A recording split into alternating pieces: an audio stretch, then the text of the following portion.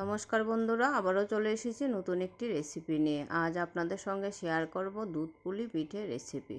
ভিডিওটি শেষ পর্যন্ত দেখুন, আশা করি আপনাদের ভালো লাগবে।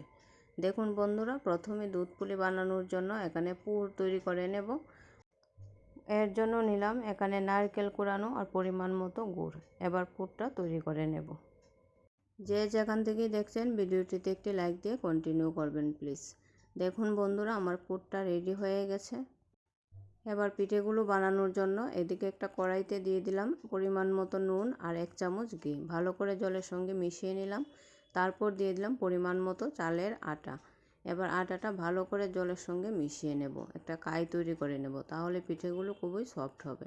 দেখুন বন্ধুরা, আমার একটা তৈরি করে নিলাম সফট ডো। এবার এভাবে ছোটো ছোটো বাটি বানিয়ে নিলাম। এর মধ্যে পুর দিয়ে পিঠেগুলো তৈরি করে নেব। আপনারা দেখুন আমি কীভাবে তৈরি করি। যারা আজ আমার নতুন বন্ধু, আপনাদের কাছে যদি আমার রেসিপিটি একটু ভালো লেগে থাকে তাহলে আমার পেজটা অবশ্যই ফলো করে রাখবেন। আমিও আপনাদের পাশে থাকবো অবশ্যই। আর যারা ইউটিউব থেকে আজ প্রথমবার আমার ভিডিওটি দেখছেন, আপনাদের কাছে যদি আমার রেসিপিটি একটু ভালো লেগে থাকে তাহলে বন্ধুদের মধ্যে একটা শেয়ার করে দেবেন। আর পাশে থাকা বেল বাটনটি অবশ্যই প্রেস করে রাখবেন, তাহলে পরবর্তী ভিডিও নোটিফিকেশন সবার আগে পৌঁছে যাবে আপনার কাছে। যখনই কোনো নতুন ভিডিও আপলোড করব সবার আগে আপনি দেখতে পারবেন। এই দুধ পুলি পিঠে সবাই বানাতে পারেন, তবুও আমি কীভাবে তৈরি করি সেটা আপনাদের সঙ্গে একটু শেয়ার করলাম। আপনাদের কেমন লাগলো একটা কমেন্ট করে অবশ্যই জানাবেন। দেখুন বন্ধুরা, আমি সবগুলো পুলি বানিয়ে নিয়েছি এভাবে।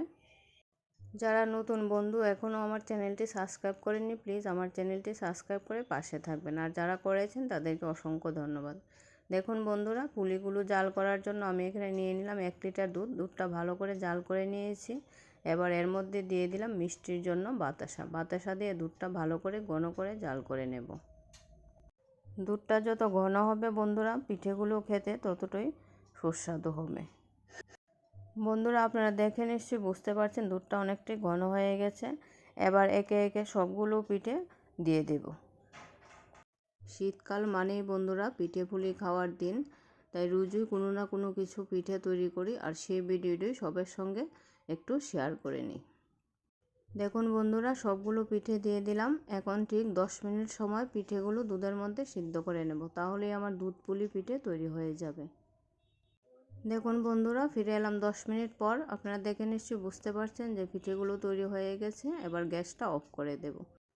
যখন পিঠেগুলো ঠান্ডা হয়ে যাবে বন্ধুরা, তখন কিন্তু দুধটা আরও শুকিয়ে যাবে। এখন একটু জল জল দেখা যাচ্ছে ঠিকই, কিন্তু পরে আরও অনেকটা শুকিয়ে যাবে। দেখুন বন্ধুরা, একটা পিঠে আপনাদেরকে একটু কেটে দেখিয়ে দিলাম, সিদ্ধ হয়ে গেছে। কিছুক্ষণ পর আরও অনেকটাই সফট হয়ে যাবে। আমার রেসিপিটা কেমন লাগলো একটা কমেন্ট করে অবশ্যই জানাবেন।